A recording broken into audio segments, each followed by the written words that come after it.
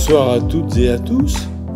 Merci d'être venus ce soir pour écouter le pasteur Bruno Gaudelet nous parler religion et spiritualité. Et nous, ici, nous disons à ceux qui nous rejoignent qu'il faut venir ici si on a envie de spiritualité, mais qu'on n'est pas obligé de pratiquer une religion. Alors, ce seront quelques phrases de conclusion avant de céder la parole à Bruno. Religion.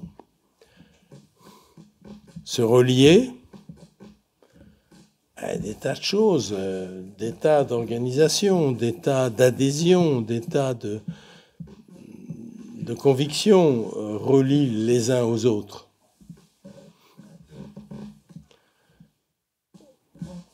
Des tas de convictions, des tas d'organisations essaient de relier chacun d'entre nous à l'autre qui est là-haut, ou pas là-haut.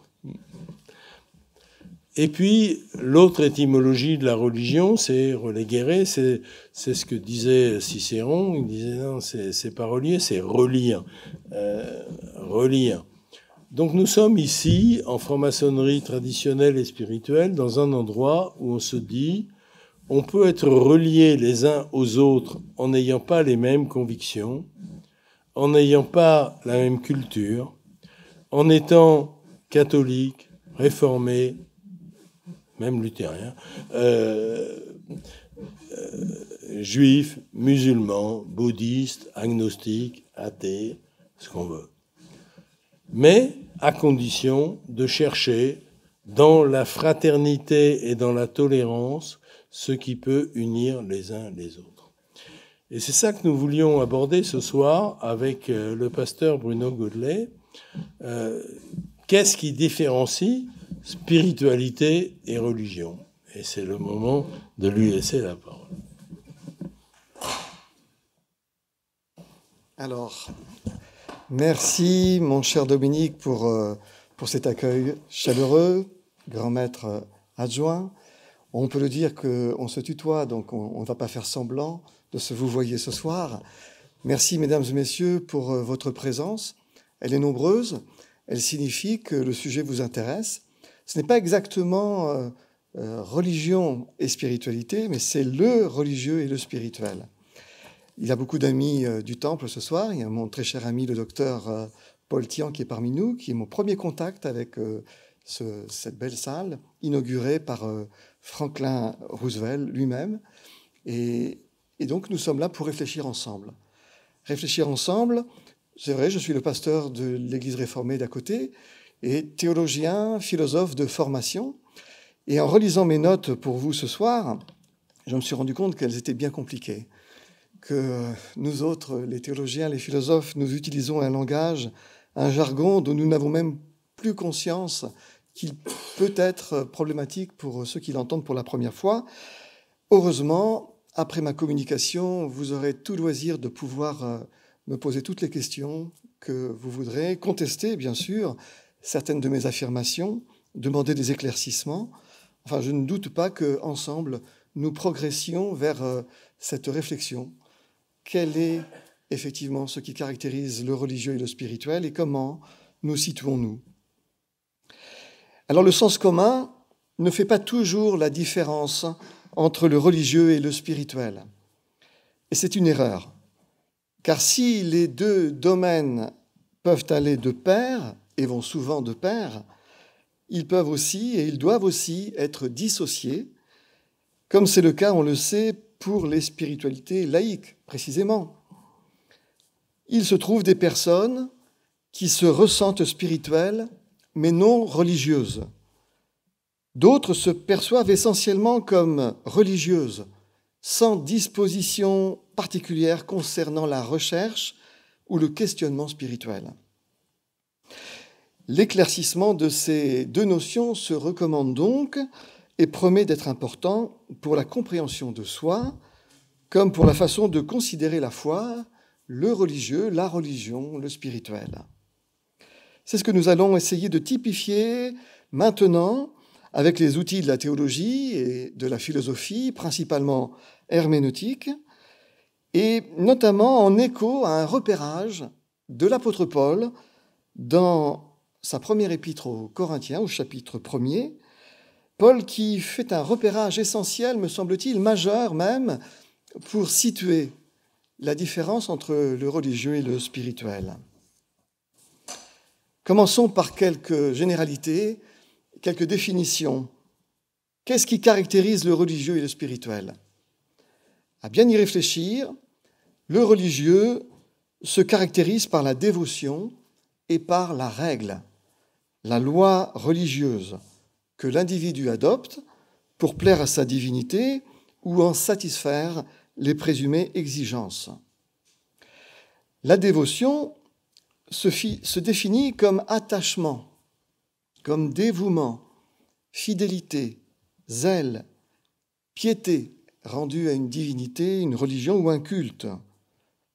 Le mot dérive du latin devotio, devotus, qui inclut la notion de vœu, l'acte de vouer, de consacrer, de dédier. La dévotion religieuse implique évidemment le sentiment religieux. Le sentiment religieux qui se définit diversement d'après les penseurs. Pour Schleiermacher, le sentiment religieux, c'est le sentiment de la dépendance absolue. Pour Karl Barth et Rudolf Bultmann, le sentiment religieux, c'est le sentiment de la confiance, sans réserve, en dépit de tout, en dépit de la souffrance et du mal. Pour Paul Tillich, c'est la préoccupation ultime de chaque individu.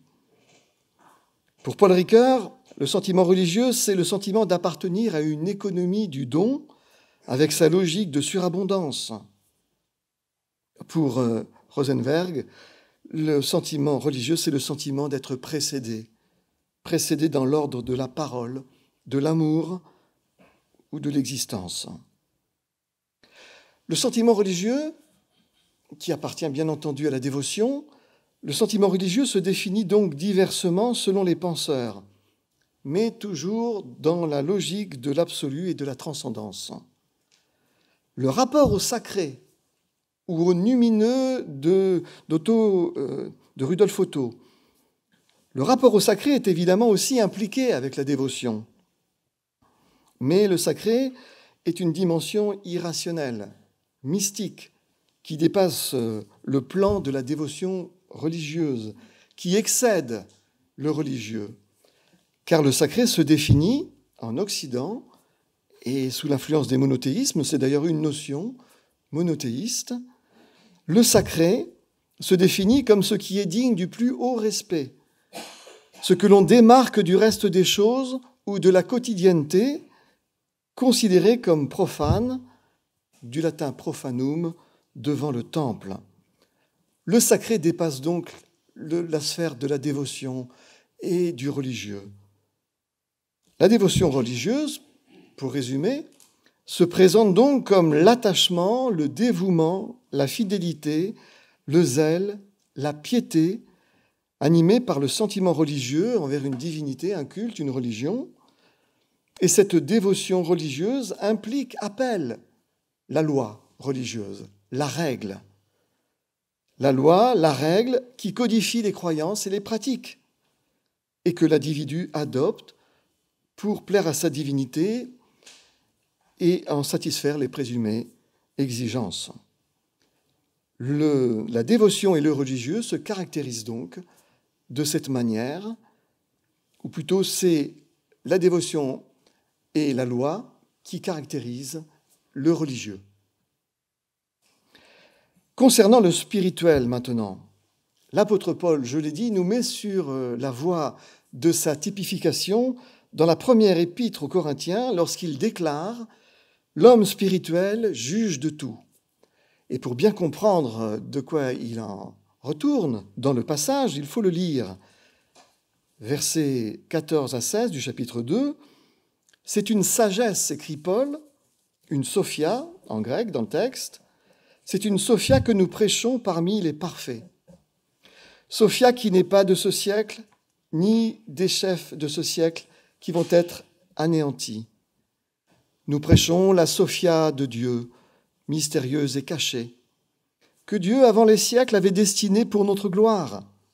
Sophia qu'aucun des chefs de ce siècle n'a connue, car s'ils l'eussent connue, ils n'auraient pas crucifié le Seigneur de gloire. Mais comme il est écrit, ce sont des choses que l'œil n'a point vues, que l'oreille n'a point entendues, et qui ne sont point montées au cœur de l'homme. Des choses que Dieu a préparées pour ceux qu'il aime, et qu'il nous a révélées par l'Esprit, car l'Esprit sonde tout, même les profondeurs de Dieu. Lequel des hommes, en effet, connaît les choses de l'homme, si ce n'est l'Esprit de l'homme qui est en lui? De même, personne ne connaît les choses de Dieu, si ce n'est l'Esprit de Dieu. Or, nous n'avons pas reçu l'Esprit du monde, mais l'Esprit qui vient de Dieu, afin que nous connaissions les choses que Dieu nous a données par sa grâce. Et nous en parlons non avec les discours qu'enseigne la Sophia humaine, mais avec ceux qu'enseigne l'Esprit, employant un langage spirituel pour les choses spirituelles. Mais l'homme, dans sa nature terrestre, ne reçoit pas les choses de l'Esprit de Dieu, car elles sont une folie pour lui. Et il ne peut les connaître parce que c'est spirituellement qu'on en juge. L'homme spirituel, au contraire, juge de tout, et il n'est lui-même jugé par personne. Car qui a connu la pensée du Seigneur pour l'instruire? Or, nous avons la pensée de Christ. Le verbe grec anakrino, juger, que Paul utilise ici, signifie interroger, questionner, examiner, s'enquérir. L'homme spirituel juge de tout. Il interroge, il questionne, il examine, il s'enquérit. Ce verbe signifie aussi accuser, mais le contexte d'1 Corinthiens 2, 15 signale que c'est bien au sens de la faculté de comprendre, de la faculté de soupeser les choses, d'en trouver ou d'en déduire le sens, que Paul déclare l'homme spirituel juge de tout, et il n'est lui-même jugé par personne. L'homme spirituel juge de tout. Il a la faculté de comprendre, de juger, de soupeser, d'analyser. Le spirituel est ainsi lié ici par Paul à la raison, à l'intelligence, au monde des idées, à la faculté de comprendre et d'interpréter les choses. D'où la possibilité de la spiritualité laïque, dont l'objet n'est précisément pas la dévotion ou la règle religieuse, mais l'univers des idées qui transcende le monde matériel, la réflexion, la méditation, la participation au sens des choses et bien sûr l'élévation de l'esprit au monde des valeurs et des vertus. Vu la place centrale donnée à la loi religieuse et à la dévotion dans le Premier Testament, il va de soi que la Torah est un livre religieux. On peut observer cependant que les prophètes de l'Éternel se méfient du religieux d'un bout à l'autre du Premier Testament.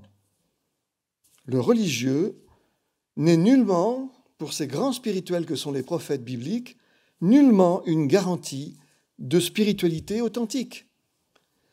Le religieux peut être, d'après eux, déviant, il peut être idolâtre, formaliste, hypocrite. Les cultes païens, très religieux, sont très durement qualifiés par les prophètes bibliques, mais également le culte de l'Éternel qui ne serait pas sincère, ou qui serait légaliste, ou machinal. Et le psaume 50, ou le livre d'Ésaïe, le rappelle à bon escient. Le Nouveau Testament va aussi dans ce sens, voire encore un peu plus loin. Jésus s'oppose à la tendance religieuse qui fait de la loi et des préceptes le moyen d'être en règle avec Dieu. Et son évangile réclame du croyant qu'il intègre en lui, dans son esprit, la visée ultime de la loi de Moïse, qui est l'amour de Dieu et du prochain comme un autre soi-même. Nous pouvons quand même constater que dans le Nouveau Testament, une large place reste faite aussi à la dévotion et à la loi religieuse dans le christianisme naissant, à la règle. Ce qui situe le Nouveau Testament, lui aussi, dans la catégorie des livres religieux. Oui, mais la critique de Jésus concernant le religieux, la dévotion et la règle montre que Jésus s'approprie la critique des prophètes du Premier Testament et reproduit, au fond, pour le Nouveau Testament, bien qu'il fût rédigé bien plus tard, évidemment, reproduit ce même paradoxe que le Premier Testament et le Deuxième Testament sont des livres religieux, mais traversés par une critique radicale du religieux par les prophètes pour le Premier Testament et par Jésus et l'Évangile dans le Deuxième Testament. Le Sermon sur la montagne est assez explicite à ce sujet. Jésus y appelle ses disciples à rejeter purement et simplement le formalisme religieux, ainsi que la religieuse attitude qui vise à se faire mousser socialement comme un religieux avec une grande dévotion, un grand respect de la règle, plutôt que de rendre vraiment gloire à Dieu. Alors, pour employer une formule signifiante, on peut dire que Jésus et l'Évangile ne condamnent pas le religieux, mais qu'ils l'appellent à s'évangéliser, c'est-à-dire à se laisser guider par le spirituel afin de s'attacher à Dieu seul plutôt que de se conformer à la dévotion et à la règle pour elle-même, comme une fin en elle-même, ce qui est souvent le reproche des prophètes à l'égard du religieux dans le Premier Testament.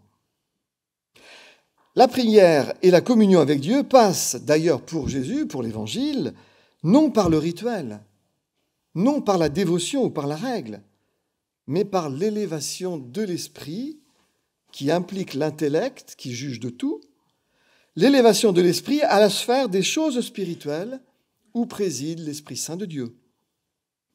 Dieu, esprit, qui est pensé non comme une entité lumineuse, comme dans le sacré que décrit Rudolf Otto, mais Dieu qui est présenté dans l'Évangile comme une intelligence créatrice bienveillante, comme le Père bienveillant pour tous les humains.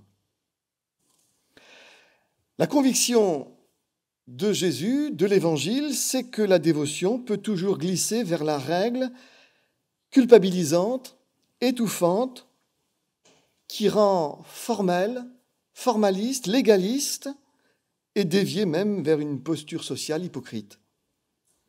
La dévotion n'est du coup nullement le signe ou le gage d'une spiritualité authentique.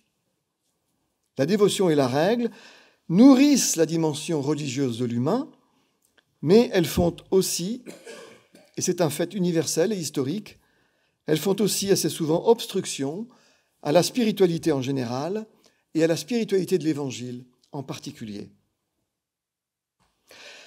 À bien comprendre donc l'opposition que Paul établit en 1 Corinthiens chapitre 2 entre l'homme charnel et l'homme spirituel, on peut dire, et c'est un véritable paradoxe pour le sens commun, on peut dire que, bien loin d'être le plus haut niveau du spirituel, le religieux est seulement le plus haut niveau du charnel. Du moins lorsque le charnel n'est pas déviant, idolâtre ou superstitieux, la superstition étant le plus bas niveau du religieux.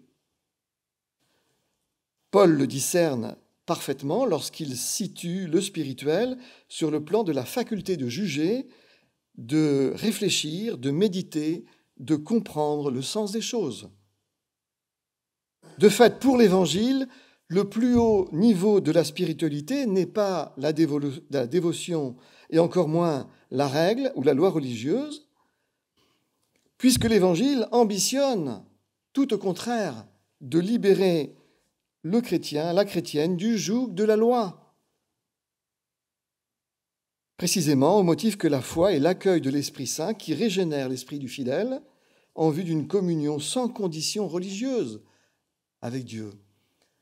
C'est parce que Jésus a prêché un accès direct à Dieu un pardon sans sacrifice. Il a renversé les tables des changeurs et fait disperser les animaux destinés au sacrifice dans le temple. C'est pour cette raison, cette prédication, qu'il a été arrêté et crucifié. Le message de Jésus se résume à cette parole que Dieu aime tous les hommes, toutes les femmes, inconditionnellement, sans condition, sans besoin de sacrifice, sans besoin de dévotion, sans besoin de respect de règles religieuses, juste par le retour du cœur vers Dieu, par l'accueil de la présence et de la réalité de Dieu. Alors, chers amis, il y a ici une véritable libération. Une libération pour une grande partie de chrétiens qui se ressentent davantage spirituels que religieux. Les protestants libéraux, par exemple, commençons par eux. Les protestants libéraux se ressentent assez souvent davantage spirituels plutôt que religieux. C'est-à-dire qu'ils ne possèdent pas ou peu de disposition pour la dévotion et pour la règle religieuse. Les catholiques ou les orthodoxes apparaissent au contraire, de par l'importance qu'ils accordent à la dévotion et à la règle, davantage comme religieux que comme spirituels.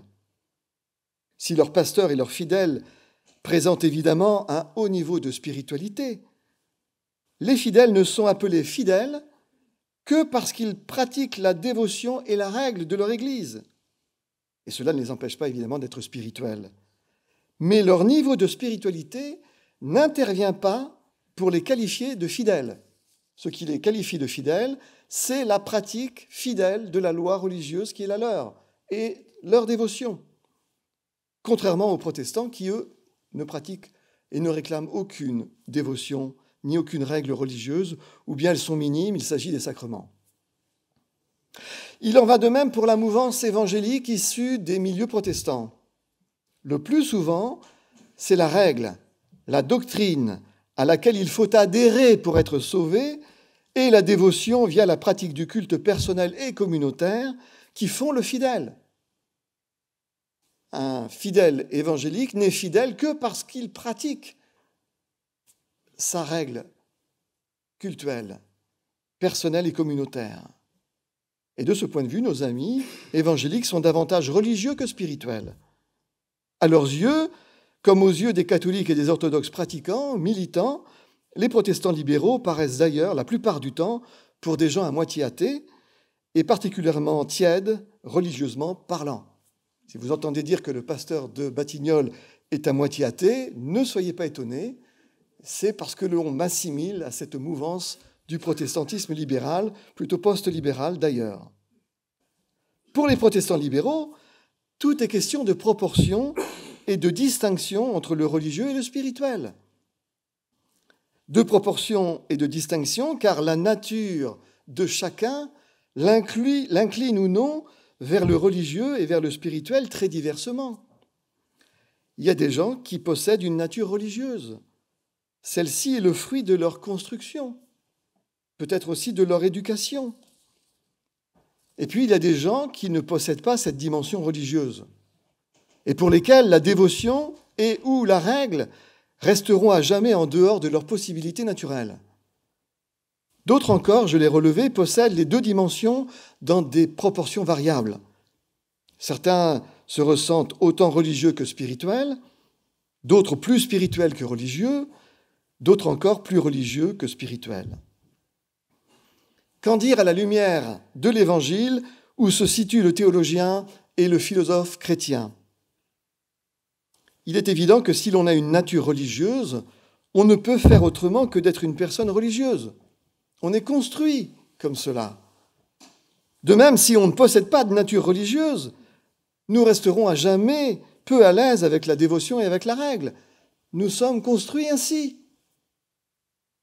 Nous l'avons vu, l'Évangile ne condamne pas le religieux, comme les prophètes du Premier Testament ne condamnaient pas le religieux. Mais l'Évangile, Jésus, appelle le religieux à s'évangéliser, c'est-à-dire à rejeter le formalisme qui peut devenir hypocrite, le légalisme qui peut faire de la règle et de la dévotion le moyen du salut, et l'idolâtrie qui produit des représentations de Dieu, alors que l'Éternel, dans l'Écriture, défend toute représentation, car il est le tout autre. Disons-le clairement pour conclure, l'Évangile nous appelle à coup sûr à développer la spiritualité qui est raison, qui est intelligence, qui est faculté de juger, de participer au monde des idées, de comprendre. Si notre nature humaine est inclinée vers le religieux, l'Évangile nous appelle à évangéliser cette dimension en nous, afin qu'elle se centre sur Dieu seul et non sur la dévotion ou la règle elle-même. Le spirituel juge de tout, dit Paul. Il est raison, il est intelligence, il est effort critique, effort de compréhension, curiosité des choses et des idées transcendantes. Il n'est pas dévotion ou règle religieuse qui en sert la raison. Le spirituel, disons le mot, le spirituel est distinctement métaphysique, c'est-à-dire intéressé aux choses non matérielles qui englobent et sous-tendent le monde naturel, physique. À chacun donc de s'introspecter et de voir s'il doit évangéliser sa dimension religieuse, s'il en possède une, mais dans tous les cas, de voir comment approfondir sa spiritualité, car c'est elle, et elle seule, qui fait sans aucune tergiversation possible la personne spirituelle qui juge de tout. Et je vous remercie pour votre attention bienveillante et spirituelle, plutôt que religieuse.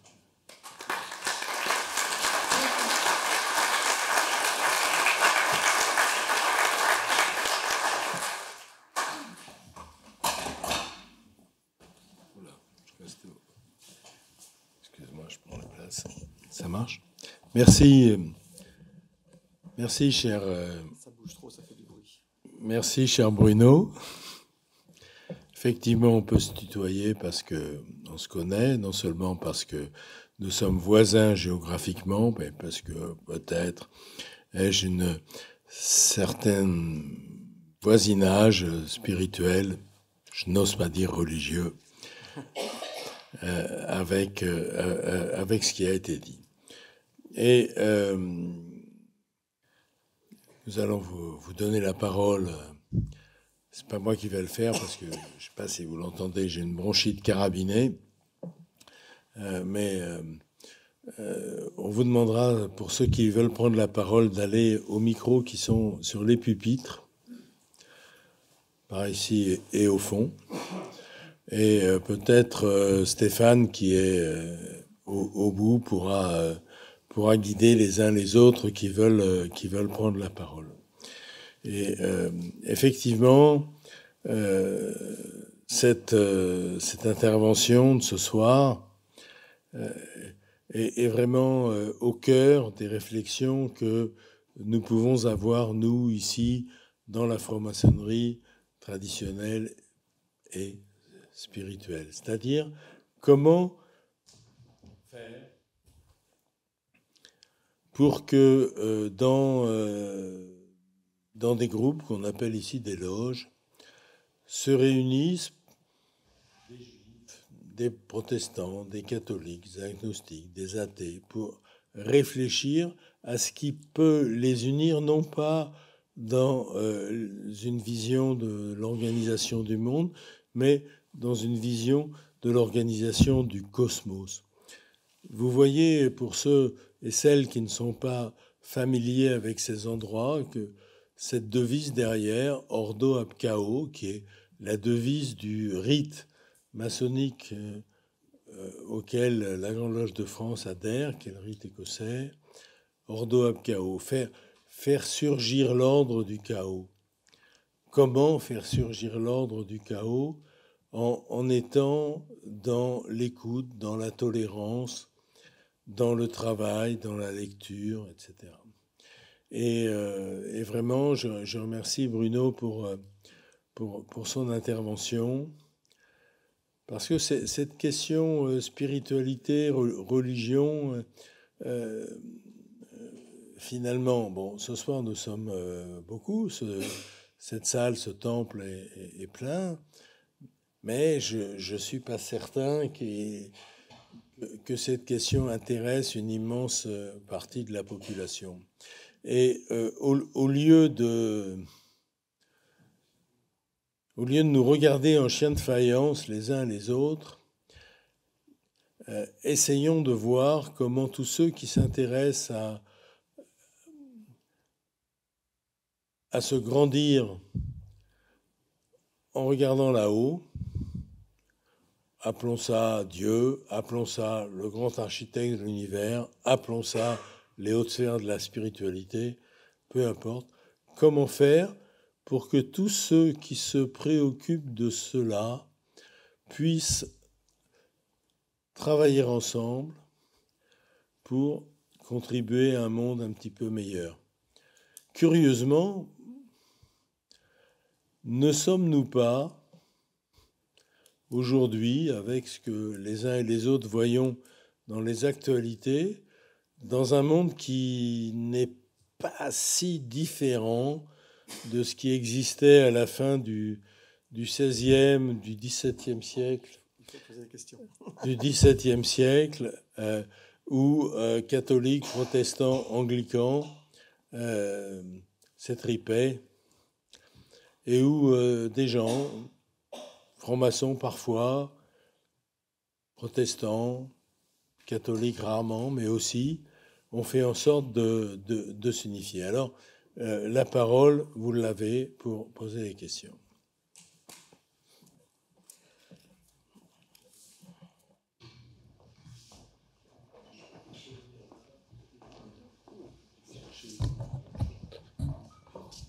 Bonsoir.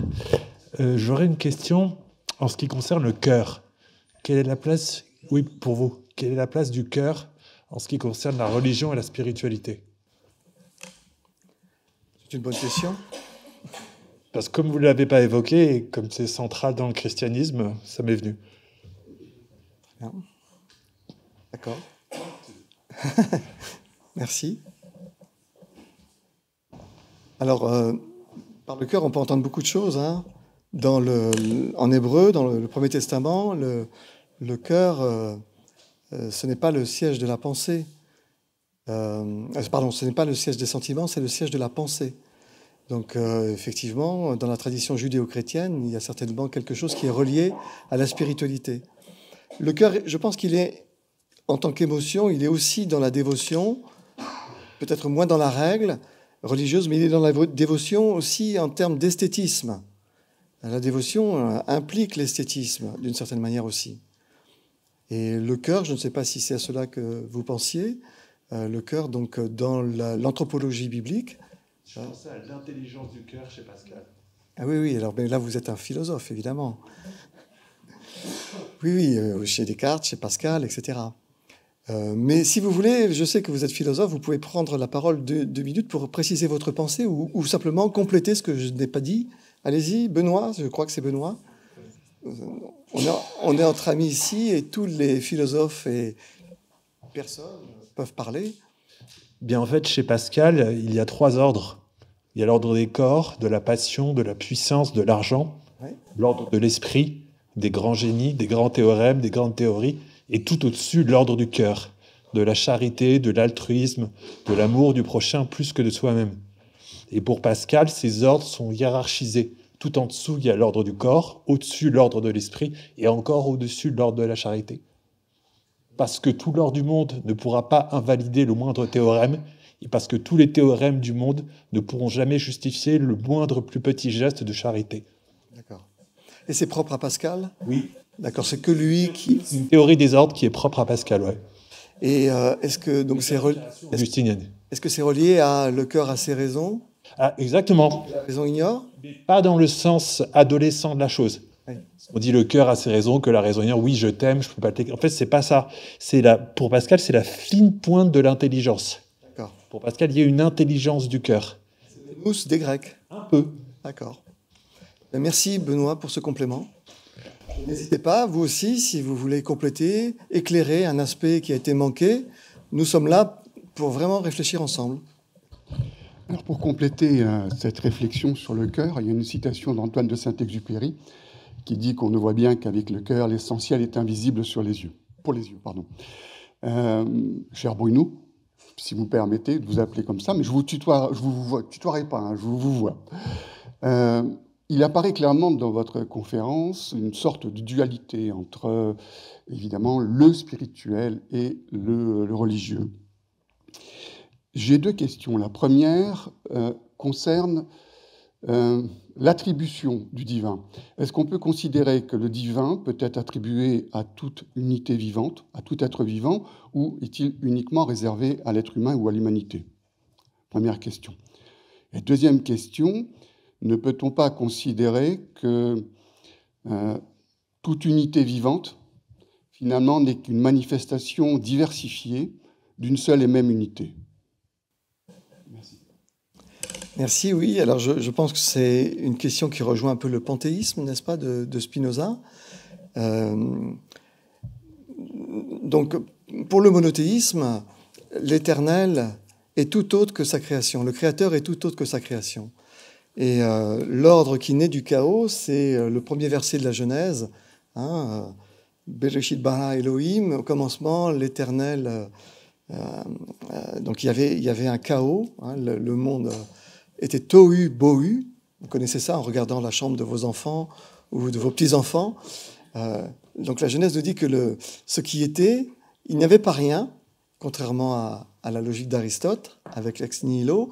Pour la Genèse, il y a un tohu-bohu au commencement. Et l'Esprit de Dieu, qui plane au-dessus des eaux, vient, par la parole, commander à ce tohu-bohu pour qu'il s'organise. Et un soir, ce serait intéressant que je vienne vous parler de la philosophie du process, justement, qui est une façon théologique et métaphysique de reprendre la question de la création. En tout cas, pour la théologie chrétienne et juive, et musulmane aussi, Dieu est en dehors de la création. Il est le tout autre, et du coup, on ne peut pas le dire avec les mots de la création, nos mots, et on a vu ça il n'y a pas très longtemps justement avec le Benoît en question, et puis tout un petit groupe sympathique qui était autour de lui. On parle de la théologie apophatique, et je sais que c'est une notion aussi pour les frères maçons. La théologie apophatique, c'est la théologie qui dit qu'on ne peut rien dire de Dieu, on est obligé de parler de lui par négation, apophatisme. On peut dire qu'il n'est pas un homme, pas une femme, pas un humain, pas un vivant. Et on a lu ce texte magnifique de Denis l'Aréopagite qui décline tout ce que Dieu n'est pas et qui finit même par nier la négation elle-même.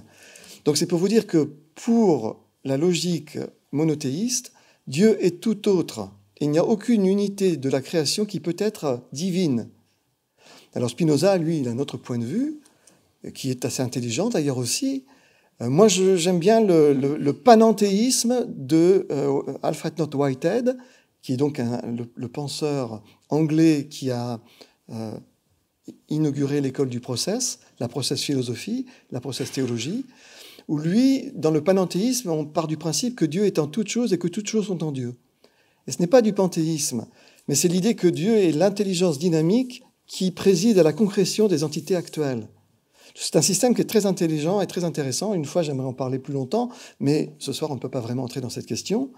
En tout cas, il ne peut y avoir de divinisation de la création ou de reconnaissance que quelque chose de la création est du divin en lui. C'est de l'ordre du créé.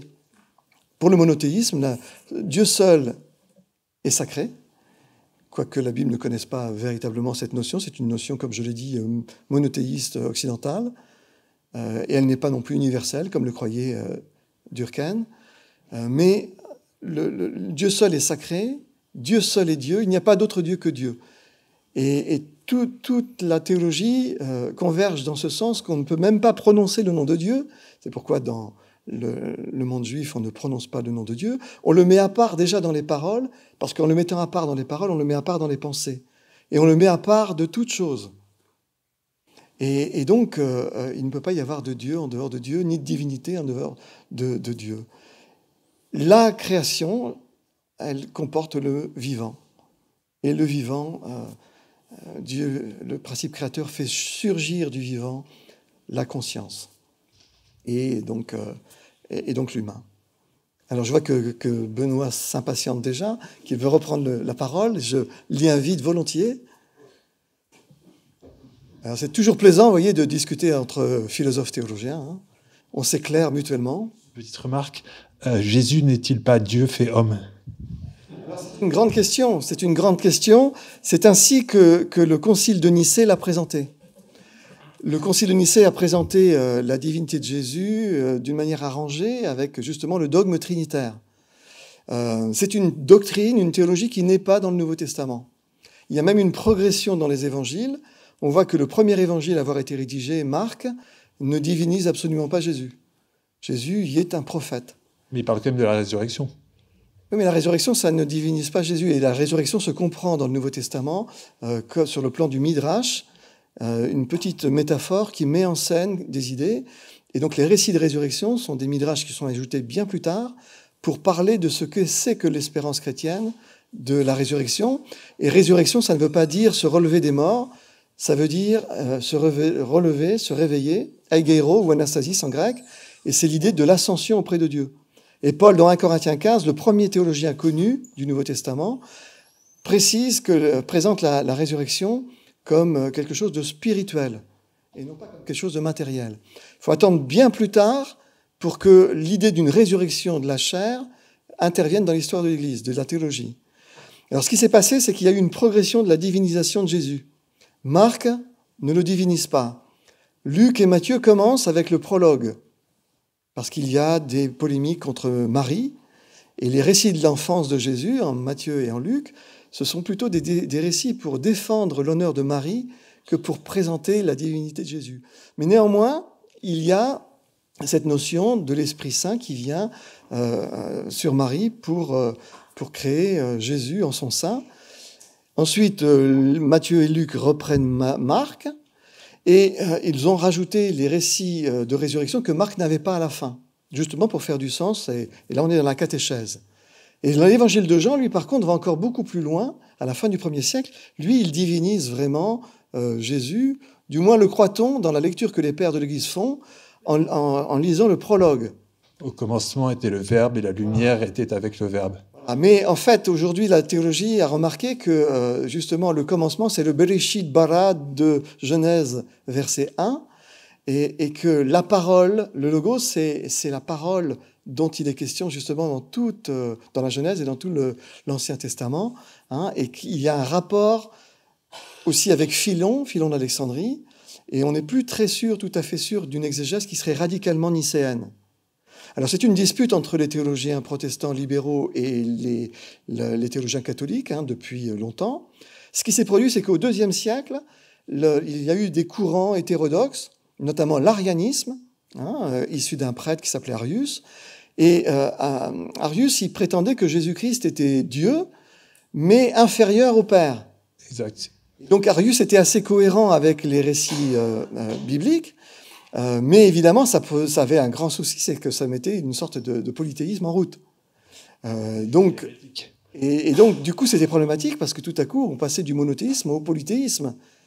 Et alors, Arius avait tort parce qu'il accentuait certains passages de Jean, qu'il disait vraiment très littéralement, et il en avait conclu aussi que Jésus était divin, mais pas d'une divinité égale au Père. Donc on se retrouvait, au IIe siècle, on se retrouvait avec un grand Dieu, le Père, et un petit Dieu, le Fils. Il faut bien aussi être conscient que le christianisme s'est dépoté de sa culture hébraïque, judéo-chrétienne, juive et judéo-chrétienne, et s'est rempoté dans la culture de l'Empire romain, gréco-romain. Et qu'il y a eu des transferts de signification dans les mots. Par exemple, le mot « fils de Dieu », qui était donné à Jésus par les premiers chrétiens, en terre helléniste, ce titre « fils de Dieu » est devenu quelque chose de l'ordre de la divinisation. À partir de ces lunettes-là, en lisant les récits de prologue et les passages qui parlaient du Fils de Dieu, on a conclu, comme Arius, que Jésus était divin. Alors, pour régler la question, le synode de Nicée, le concile de Nicée, en 325, dont on fête les 1700 ans cette année, le concile de Nicée, ces théologiens, qui étaient sous influence du néoplatonisme, avec les notions de un, multiple, ont laissé entendre dans la théologie de la Trinité que Dieu est l'un en lequel il y a du multiple. Mais le multiple n'est pas dans les personnes, le multiple n'est pas dans l'essence, pardon, l'essence est une, mais le multiple est dans les personnes. Et donc du coup, on avait ainsi un Dieu en 3 personnes. Le problème, c'est qu'évidemment, la raison achoppe à cette distinction, à cette théologie, qui est une théologie fabriquée, hyper intelligente, hein, et savante de néoplatonisme à l'époque. Sauf qu'avec l'histoire de l'Église, et notamment avec la modernité, on a commencé à discuter les fondements de cette exégèse. On s'est aperçu qu'elle tordait les textes, et que si on les prenait tous, à la limite, on pourrait tomber dans ce que Arius défendait, mais ce n'est pas juste par rapport à d'autres textes. Et donc, les grands théologiens du XIXe siècle ont commencé à remettre en cause le dogme de la Trinité, tout simplement. Et donc aujourd'hui, dans l'exégèse scientifique, c'est ce qui prévaut. Donc je vous renvoie à des auteurs comme Daniel Marguera, par exemple. On perçoit plutôt Jésus comme un rabbin qui se pensait lui-même comme un prophète. C'est ce qu'il dit d'ailleurs aux gens de Nazareth. Un prophète n'est jamais bien reçu dans sa patrie. Lui-même se concevait comme un prophète, ne se concevait pas comme le Messie. C'est quelque chose qui est venu aussi plus tard dans l'histoire de l'Église, un titre qu'on a plaqué sur Jésus pour interpréter des passages de l'Ancien Testament. Et du coup, les apôtres qui l'appelaient Christ, Jésus, Sauveur, Messie, il leur demandait qui je suis. Et les apôtres répondaient le Messie, le Fils de Dieu. Et il répondait, c'est toi qui l'as dit. C'est ça. Sauf que la Bible ne se lit pas comme ça. Si vous voulez, Jésus, il a existé dans son ministère public dans les années 30, et les évangélistes n'ont pas suivi Jésus avec un caméscope ou avec un micro. Ce sont des romans, ce sont des portraits qui partent de la tradition orale et qui l'interprètent. C'est-à-dire qu'on n'a pas accès au Jésus historique en lisant les évangiles. On a accès au Jésus selon Marc, selon Matthieu, selon Luc, selon Jean. Et ce sont des portraits catéchétiques. Et je suis en train de lire un livre d'un théologien, d'un exégète catholique d'ailleurs très intéressant, André Paul, qui, en reprenant la question du Jésus historique, dit en fait c'est le Christ de l'Église qui vient en premier à nous. Il faut vraiment travailler pour, derrière les textes, retrouver le Jésus historique. Mais quand vous voyez qu'on a mis des paroles sur les lèvres de Jésus dans les évangiles, ça ne veut pas dire que Jésus les a prononcées. Ça défend le point de vue de l'auteur sur Jésus. D'accord. Donc, on ne peut pas lire la Bible littéralement en disant « Jésus a dit ça ». Il faut encore passer par toute la critique littéraire et exégétique pour savoir si c'est peut-être Jésus ou plutôt l'évangéliste. Ça se fait que ça se retrouve dans les 4 évangiles. Pardon. Excusez-moi. Excusez-moi.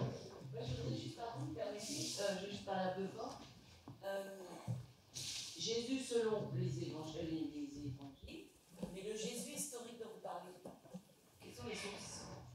Les évangiles, bien sûr, mais aussi Flavius et le Talmud. Par exemple, dans le Talmud, on a un certain nombre de choses contradictoires des chrétiens, des premiers chrétiens. On y apprend, par exemple, que Jésus était un mauvais pharisien. Il a suivi un maître, mais il n'avait vraiment pas la fibre, et du coup, son maître l'a chassé. On apprend que Myriam, sa maman, était une fille, probablement une fille à soldat, ou en tout cas abusée par les soldats, puisque lui, on dit qu'il est Ben Panthera, c'est-à-dire le fils de la panthère, et la panthère était une garnison romaine en Galilée. On apprend plusieurs choses comme cela. On disait aussi que c'était un magicien, un sorcier. Donc, on sait qu'il y a des sources hors évangile qui nous disent que Jésus a existé. Flavius Joseph, alors c'est vrai que ce que Flavius dit, en général, les exégètes aujourd'hui pensent que ça a peut-être été rajouté, en tout cas pour la deuxième partie de ce qu'il dit sur Jésus, un peu plus tard. Mais en tout cas, il semble parler des chrétiens. Mais c'est surtout le Talmud et après les premiers auteurs païens aussi qui ont bataillé contre les chrétiens. Ça n'a rien à voir avec ce qui a été dit par les évangiles. Alors ça se recoupe parfois. On a aussi des traditions de Jésus en dehors des évangiles, par exemple dans l'évangile selon Thomas. Dans l'évangile selon Thomas, les exégètes pensent qu'il y a des logias qui sont véritablement authentiques. Et ce n'est pas un évangile canonique. Mais là, on entre dans la technique de l'exégèse, et là, il faudrait vraiment une soirée pour en parler.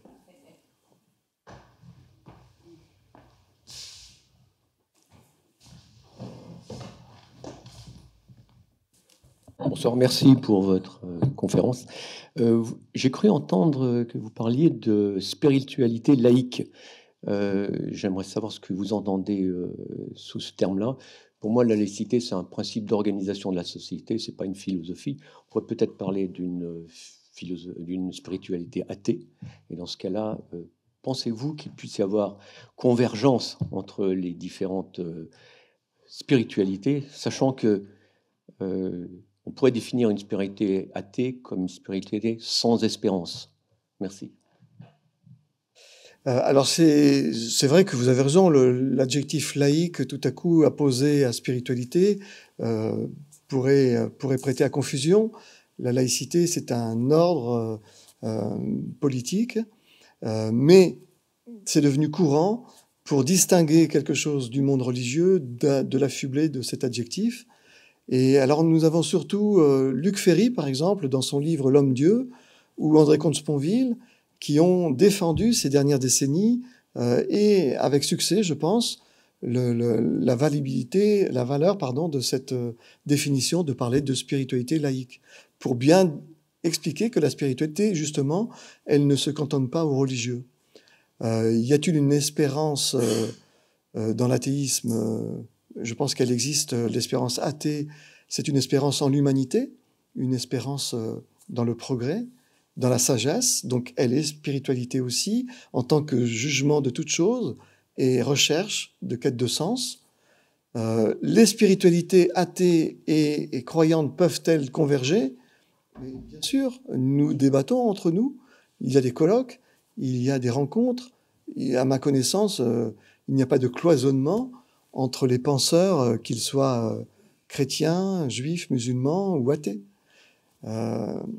Chacun, et c'est ce que Dominique disait tout à l'heure, chacun dans ce monde est appelé à mettre sa pierre à l'édifice de l'ensemble commun.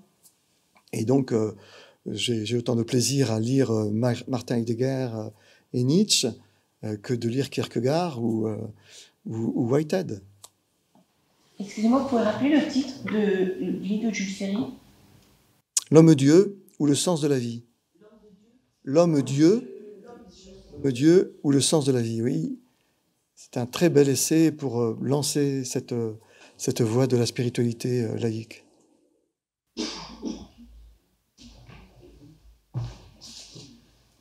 Allez-y. Peut-être que je peux parler ici. Oui.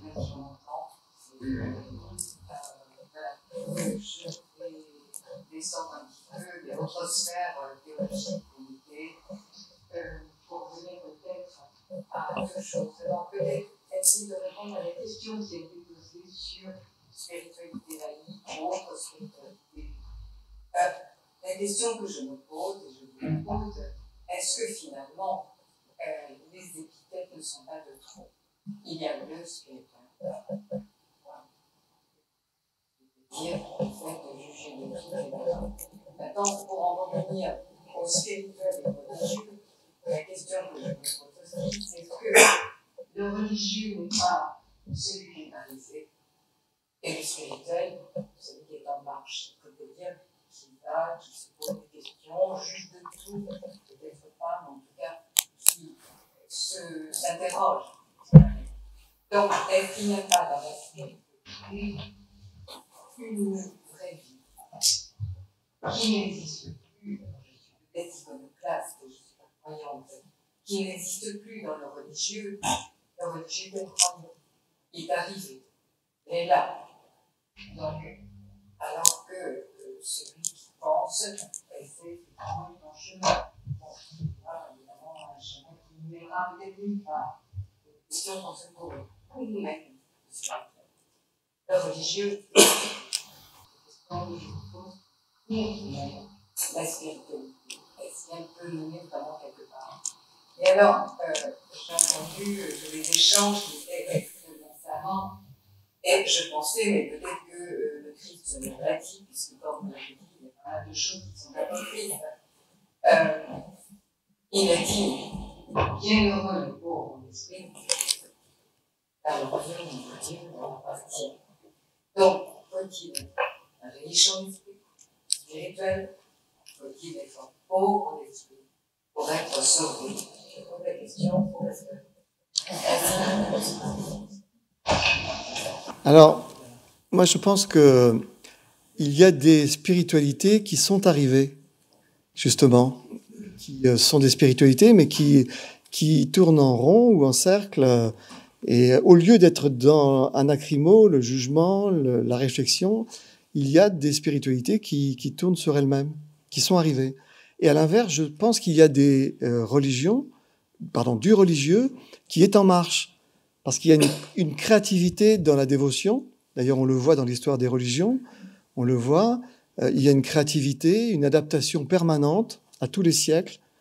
Les églises s'adaptent, le judaïsme s'adapte, l'islam. Non, je pense pas qu'on puisse dire que le religieux est arrivé. Le religieux est dans la dévotion. Le religieux est dans la règle. Et dans cette dévotion, dans cette règle, il y a aussi de l'esthétisme, il y a aussi du cœur, comme tout à l'heure on a pu le dire. Il y a aussi de l'expérience mystique. Et l'expérience mystique, par définition, elle n'est jamais arrivée, elle n'est jamais finie. Donc je ne pense pas qu'on puisse dire que le religieux soit arrivé. Il y a peut-être du religieux qui est arrivé, mais il y a aussi du spirituel qui est arrivé. Je ne pense pas qu'on puisse vraiment définir les choses comme cela. Vous êtes libre, bien sûr. Après, sur le passage de Jésus dans les Béatitudes, pauvre en esprit, ça concerne la modestie. Il est question, c'est le contraire de l'orgueil, être pauvre en esprit, dans le cadre, dans le contexte. Donc heureux les pauvres en esprit, c'est plutôt ceux qui ont le cœur pour revenir à Dieu, qui sont capables de reconnaître ce qu'ils sont, qui sont capables de reconnaître leurs besoins aussi peut-être de Dieu, qui ne veut pas se dire des fois. Donc c'est comme ça en tout cas que la béatitude fonctionne. Ça nous interpelle sur un certain orgueil, à ne pas justement s'ouvrir à autre chose qu'à sa seule réflexion ou sa seule réalité.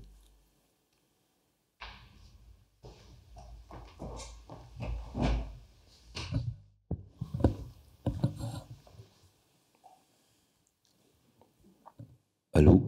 Ah, ça marche. Bonjour. J'ai combien de temps? On a toute la nuit. C'est vrai? Non.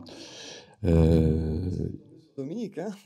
Une question ou une... Non, j'ai plusieurs choses. Effectivement, je m'interpelle toutes ces choses que vous dites. Moi, je dirais que pour refaire la transition, deux enfants jouent à cache-cache, l'un se cache, l'autre le plus haut. Il faut peut-être vous reculer un tout petit peu, monsieur. Pas trop se rapprocher, j'ai pas l'habitude. Oui, voilà, je dirais donc deux enfants jouent à cache-cache, l'un se cache, l'autre ne cherche pas. Imaginez sa peine. Et Dieu et l'homme jouent à cache-cache, Dieu se cache et l'homme ne le cherche pas. Donc ça, c'est pour aborder la question. Non, moi, il y a plein de choses. La religion et spiritualité, on peut être spirituel et sans religion, et religion sans spiritualité, enfin les deux ensemble, et où hier, on en a parlé avec une amie, on parlait de Spinoza, par exemple, et Schopenhauer, par exemple. Bon, ça, c'est pour le truc. Non, moi, je suis un peu dans l'incertitude totale. Je navigue dans un océan d'incertitude et je m'accoste de temps en temps à des îlots de certitude. Donc, pour rappeler pour moi, Jésus, ce que je sais, qui sait, je sais que je ne sais rien, mais ça, je le sais. Si je me rappelle bien, alors c'était à l'époque très messianique. Jésus faisait partie d'une secte très, très active.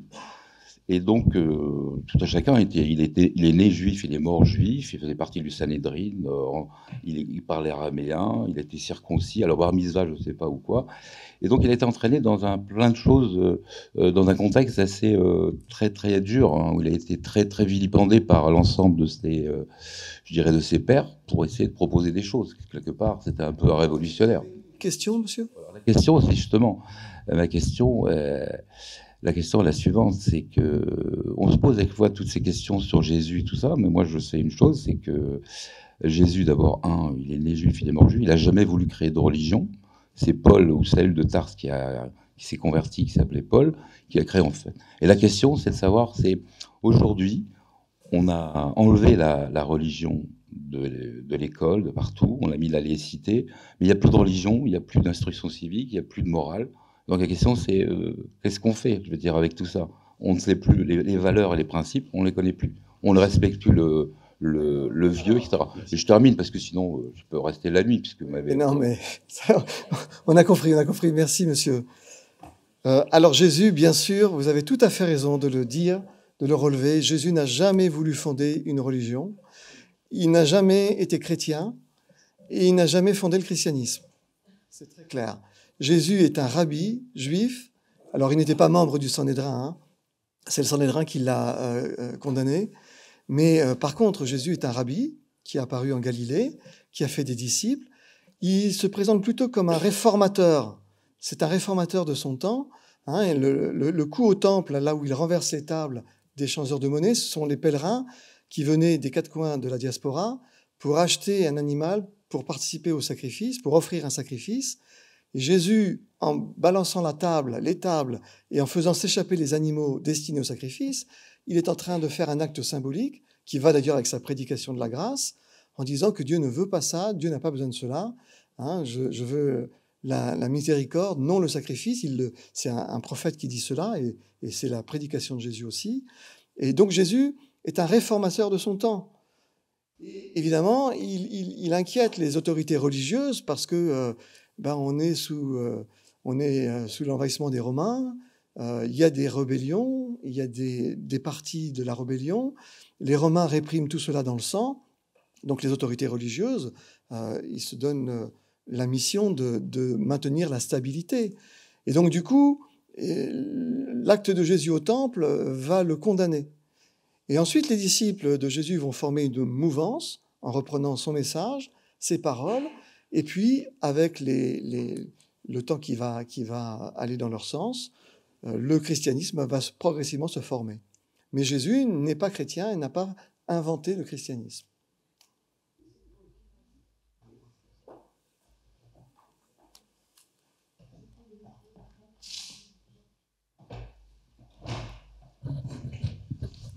Merci. J'ai quelques problèmes sans toucher, quelques problèmes de branche aussi.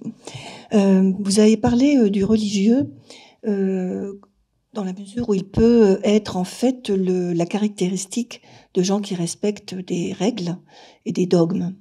Et pour ma part, le religieux, en ce sens, c'est la structure humaine telle qu'elle l'a conçue, telle qu'elle l'a structurée avec les autorités et avec les dogmes. Et ce religieux, pour moi, n'est pas directement issu des évangiles. C'est une construction humaine. Par contre, le religieux, pour moi, il a continuité de la spiritualité. La spiritualité, c'est commencer à s'ouvrir l'esprit par l'observation, la contemplation, la méditation qui nous emmène dans le cosmos. C'est-à-dire qu'à travers la philosophie, à travers l'étude des autres religions, parce que je trouve que c'est toujours salvateur de comparer la façon que nous avons, nous, occidentaux, de penser, à voir comment pensent en Orient, en Extrême-Orient, eux qui sont plus vers le vide, et la théorie du vide, nous plutôt la théorie du plein avec la création. Donc je pense que la spiritualité, c'est l'acte d'abstraction qu'on est capable de faire pour s'élever un peu hors de nos propres frontières et pour aller jusqu'où on peut. Et est-ce qu'on est arrivé? Est-ce qu'il y a des étapes? Je pense qu'il y a des étapes d'abstraction. Je ne sais plus qui parlait de la pensée qui se pense elle-même. Et pour certains, je me souviens d'une conférence justement avec Luc Ferry, disait que pour certains, la spiritualité va mener à considérer le grand tout comme l'association humaine avec des enjeux qui peuvent être le bonheur aussi. Pour d'autres, ça va aller plus loin, ça va aller jusqu'aux étoiles. Donc jusqu'à la création, jusqu'au vivant, avec un grand V. Pour ma part, moi je suis chrétienne d'origine, et chrétienne aujourd'hui, confirmée personnellement, dans le sens où ce chemin de la spiritualité, qui est un chemin philosophique, un chemin d'abstraction, un chemin de physique, de toutes ces choses-là, j'ai toujours aimé, par exemple, essayer de comprendre, même si je ne suis pas bien douée, de quoi me parle Einstein, de suivre les émissions aujourd'hui qui nous parlent aussi de physique, la physique dans l'espace. Donc ce que je veux essayer d'exprimer, c'est que la spiritualité mène au grand tout, et que pour moi, à un moment donné, l'étape, et ce n'est pas être arrivé, nous mène à l'amour. Et je fais le lien avec le cœur. Le cœur, c'est le symbole de l'amour pour moi. Et c'est tout le message de Jésus. Saint Paul, je crois, aime et fait ce que tu veux. Je crois que quand on est passé dans l'amour, qui peut être ce que vous avez évoqué avec juger toute chose, mais sous l'œil de l'amour, sous l'œil de la relativité, de la compréhension, à ce moment-là, la spiritualité devient la capacité à se dédicacer, je crois que vous avez employé le terme, soi-même, intérieurement, d'une façon religieuse, pas au sens religion de l'église ou du temple extérieur, mais de son propre temple. Voilà, c'est ce que je voulais dire. Et puis une deuxième contribution, nous vivons aujourd'hui, nous voyons se dévoyer un monde de violence inouïe, impensable. Je pense que c'est pour ça que je suis venue, parce que le titre « Spiritualité et religion », je pense que la clé, la réponse à donner, elle est là. C'est-à-dire que sans spiritualité, même si elle ne va que jusqu'à considérer qu'on vit avec les autres et qu'on doit les respecter et trouver moyen de vivre ensemble de façon harmonieuse, est mise en question aujourd'hui. Et je pense que c'est intéressant, c'est très intéressant de se poser des questions sur la Trinité, etc., sur la nature de Jésus, etc. Mais en fait, c'est peut-être plus le but qu'il faut mettre sur un autel pour emmener le plus possible à un chemin spirituel qui mène vers l'amour des hommes. Alors, je vous remercie. C'est une intervention qui va vraiment me permettre de dire quelque chose que je n'ai pas pu évoquer dans le cadre de la conférence. C'est que vous avez tout à fait raison de commencer en disant que la religion, enfin plutôt la religiosité ou le spirituel, je me trompe, pardon, le religieux, appartient à la structure humaine. Donc ça apparaissait très clairement dans ma communication, notamment en citant l'apôtre Paul, qui oppose l'homme spirituel, qui juge de tout, et l'homme naturel, l'homme terrestre. Et en disant que la Bible ne condamne pas le religieux, mais l'appelle à s'évangéliser, on est tout à fait dans ce point de vue où le religieux est quelque chose de donné dans la structure humaine. On a dit que l'humain était un être religieux par nature. Et c'est probablement vrai. En tout cas, plus on remonte aux racines de l'humanité, plus on a des signes religieux dans les tout premiers commencements. Ensuite, ce que vous dites sur la spiritualité, ça m'interpelle parce que à partir du moment où on donne un chemin, justement, ou une doctrine à suivre pour atteindre les étoiles ou l'énergie ou que sais-je d'autre, il y a beaucoup de voies aujourd'hui. Mais à partir du moment où on donne un chemin, une doctrine, on est dans le religieux, on n'est plus dans la spiritualité. Parce qu'on est dans l'équivalent de la dévotion et de la règle.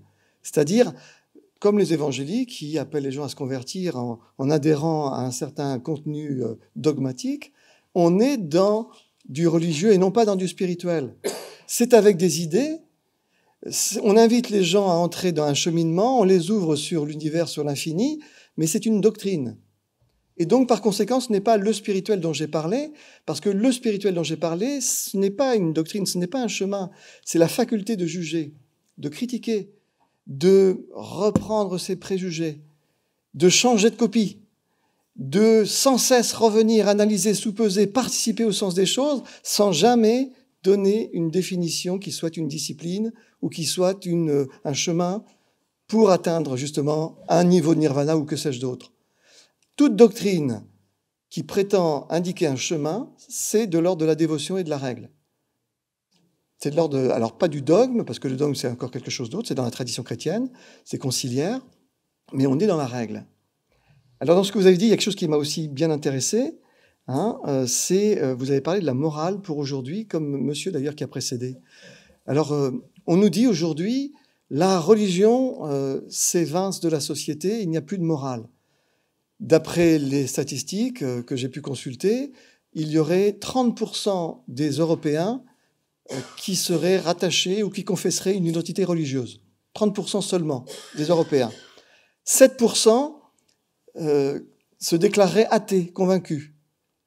Voilà 63% d'Européens qui ne sont ni convaincus par une religion, ni convaincus par l'athéisme. En général, ce sont des gens qui sont plutôt ouverts, qui sont plutôt intéressés par les choses spirituelles, précisément. Ils pratiquent le nomadisme, c'est-à-dire qu'un petit coup, ils vont voir un baptême, un mariage catholique ou la fête de Noël, c'est très bien. Ah, puis s'ils ont la chance d'entendre une prédication d'un pasteur un dimanche, ils y vont. Et s'ils peuvent aller au dojo, ils y vont aussi. S'ils ont la chance d'aller à une bar mitzvah ou une bat mitzvah, ils y vont. Ils sont nomades. Ça ne veut pas dire qu'ils ne s'intéressent pas profondément aux choses qu'ils rencontrent, mais justement, ils font un petit peu leur menu. Hein. Ils sont dans le bricolage, au sens de collage de différents bris. Ça, c'est 63% des Européens. Et qu'est-ce qu'on observe sur le plan de la morale? Mais on n'observe pas du tout que le monde qui se déchristianise, en France, il y aurait 50% des Français qui confesseraient ne plus croire en Dieu. Il faut voir aussi peut-être ce qu'on leur a servi pendant des siècles. Et si on regarde la vie publique, qu'est-ce qu'on observe? Mais on n'observe pas du tout qu'il y a une baisse de la morale. Il y a certainement une modification de la morale sexuelle en Occident, avec la libération sexuelle des années 60, 70. Il y a effectivement des frontières qui ont baissé.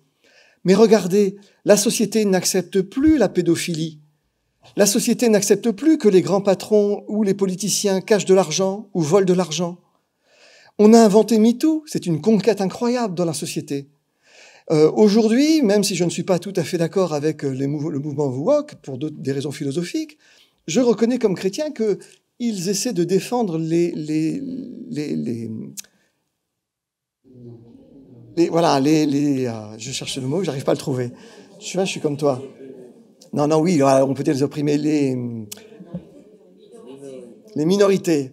Enfin, les gens qui sont vraiment persécutés parce qu'ils sont gros, homosexuels, ou que sais-je d'autre, ou de couleur, etc., le racisme et compagnie. Donc, nous n'avons pas une société qui baisse dans la morale. Ce n'est pas vrai. Sur le plan de la morale, de l'éthique, on a une société qui a fait des changements, des bouleversements, de la décomposition et de la recomposition morale. Le curseur de la morale sexuelle s'est transformé, mais on observe que la pédophilie, l'homophobie, les détournements d'argent, etc., les trafics d'influence, c'est hyper plus condamné que ce l'était avant. Donc on ne peut pas dire qu'il n'y a plus de morale parce qu'il y aurait l'évincement de la religion. Ce n'est pas vrai. Il y a une décomposition et une recomposition, comme à toutes les périodes, du religieux, du spirituel, du politique, de la morale. Nous sommes en pleine recomposition et avec le 21e siècle qui avance, bientôt le 22e siècle, l'IA, la globalisation, nous allons assister encore à beaucoup de décomposition et de recomposition. Si les religions ont quelque chose à dire d'intelligent, c'est dans le crible de ce qui vient que nous allons voir lesquels subsistent ou pas. Est-ce que c'est bien d'être dans cette phase de décomposition, recomposition? Est-ce que c'est un bon moment, c'est un moment critique, on peut aller vers le pire? C'est le sens de l'histoire. On a toujours vécu cela. L'humanité décompose toujours sa culture, sa société et la recompose. Ça ne se fait pas brutalement, ça se fait sur des périodes longues, mais regardez l'avènement de la modernité, c'est une aventure d'idées qui est arrivée avec les Lumières, puis après les Lumières, et puis progressivement la modernité a changé le monde, la structure politique, et puis voilà la place du religieux, il y a le désenchantement du monde, le monde où est désenchanté, c'est-à-dire on retire les dieux de la nature et on l'étudie scientifiquement. Donc, on est toujours dans la décomposition, recomposition, dans toutes les sociétés, dans toutes les cultures et dans toute l'histoire. C'est un fait, c'est comme ça. Si on est passéiste, on défend des traditions qui disparaissent au lieu de se recomposer.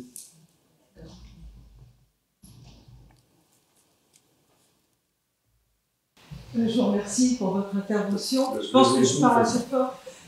Oui, je voudrais savoir ce que vous pensez que le spirituel, est-ce qu'on a besoin de passer par le spirituel pour arriver au cachet, à l'ésotérisme, par exemple? Est-ce qu'il faut passer par le spirituel pour arriver à l'initiatique aussi?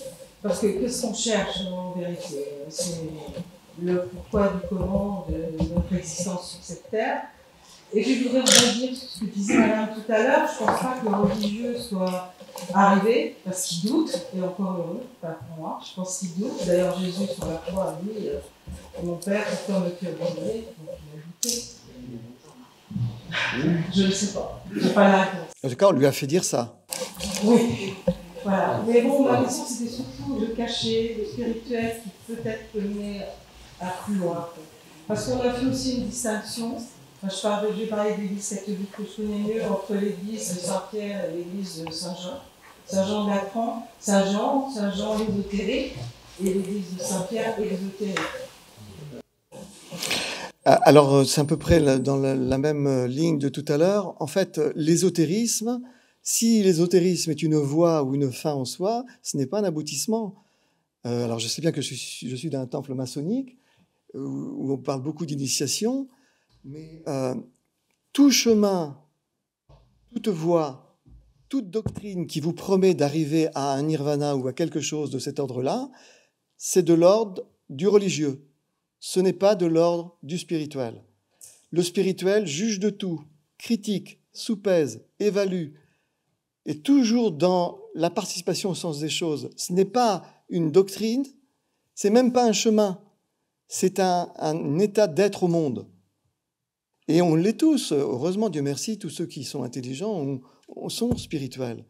Il se peut que nous ayons une dimension religieuse en plus, on en a parlé, j'en ai parlé dans la communication, on peut être avec une nature religieuse accentuée ou pas accentuée, mais on est tous spirituels. Est-ce que c'est le spirituel qui prédomine en nous, la recherche, l'analyse, la critique, la capacité de falsifier au sens popérien ses préjugés, ses croyances?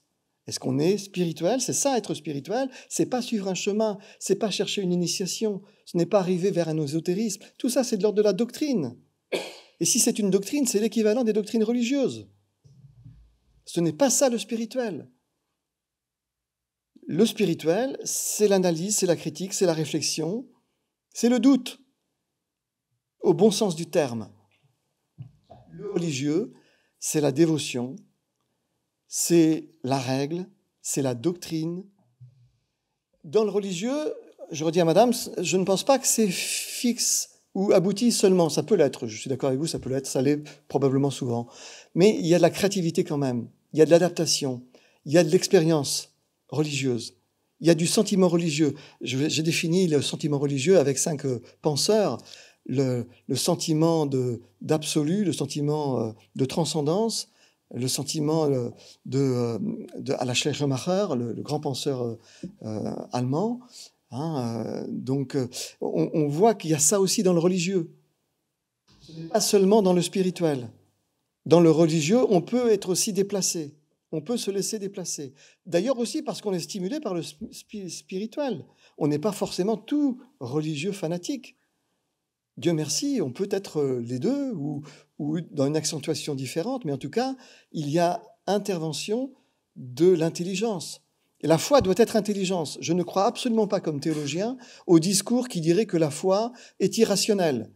Dieu est rationnel, et il a créé des êtres rationnels. Et l'intelligence de la foi, c'est dire ce que l'on croit. Il faut distinguer entre la foi et la croyance.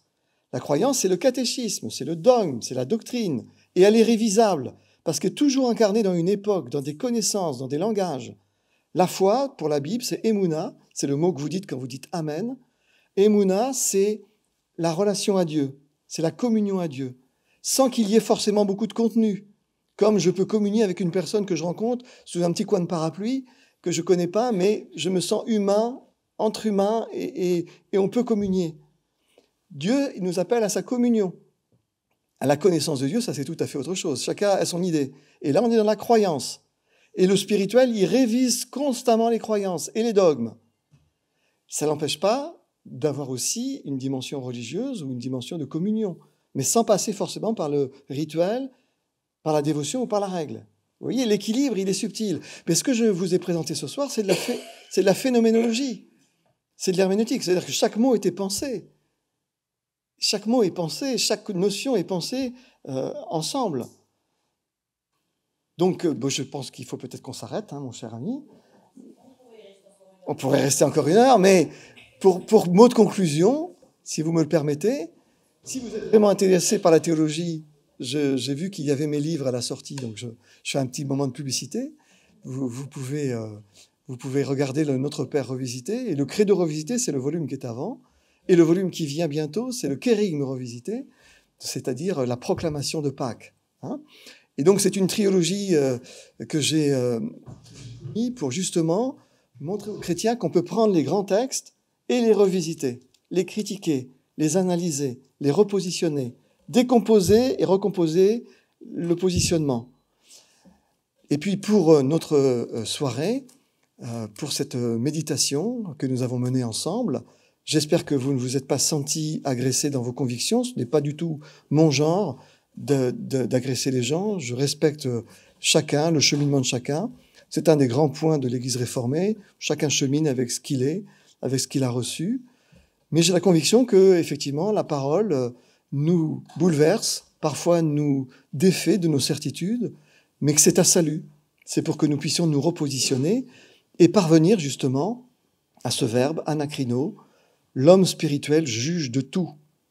Il soupèse, il critique, il analyse, il remet en cause, il doute, parce que la foi est de l'ordre de la croyance. Le doute n'est pas de l'ordre de la foi, le doute est de l'ordre de la croyance. Le contenu, la doctrine, le dogme, ça, c'est des mots, c'est des langages, c'est des idées, c'est des notions qui sont inculturées, qui sont historicisées. Nous avons à critiquer tout ce que nous croyons, toujours, tout le temps. Et ça, c'est spirituel. Et quelle que soit la doctrine ésotérique, religieuse, philosophique, politique, l'homme spirituel juge de tout, il critique tout ça, toujours. Et ça ne l'empêche pas de discerner dans le monde qui s'est mis en forme il y a 13,5 milliards d'années, qui s'est mis en forme, de discerner que c'est difficile peut-être de concevoir que la matière d'elle-même s'organise, se complexifie, fasse surgir le vivant, du vivant la conscience, l'intelligence, la spiritualité, la beauté. La beauté chez Platon, c'est la notion métaphysique par excellence. Comment se fait-il que nous soyons capables de beau et de bien ? Comment se fait-il que cette race de barbares sortis de l'animalité produise des Einstein, des Kant, des Mozart, des Bach, des penseurs, des scientifiques, des savants? Oui, moi, personnellement, je me laisse informer par la création et je pense qu'il y a un dynamisme créateur à l'œuvre et c'est ce dynamisme créateur que je cherche. On l'appelle Dieu, on l'appelle comme on veut. Dans la théologie apophatique biblique, Dieu n'est pas un Dieu, parce que les dieux sont créés sur le modèle des humains, avec l'immortalité en plus. Dieu n'est pas un Dieu. Si vous vouliez un scoop ce soir, je vous le donne. Dieu est le tout autre. On ne peut pas le dire, on ne peut pas dire il est ceci, sinon on fabrique une idole. C'est à la recherche de ce Dieu qu'on ne finit pas de chercher, qu'on ne finit pas de trouver non plus d'ailleurs, mais sans dogme définitif, sans croyance définitive, sans absolu, sans arriver à quelque chose où on pourrait dire « ça y est, j'y suis ». On n'y est jamais. Il est avec nous, c'est ça la vérité. Merci beaucoup.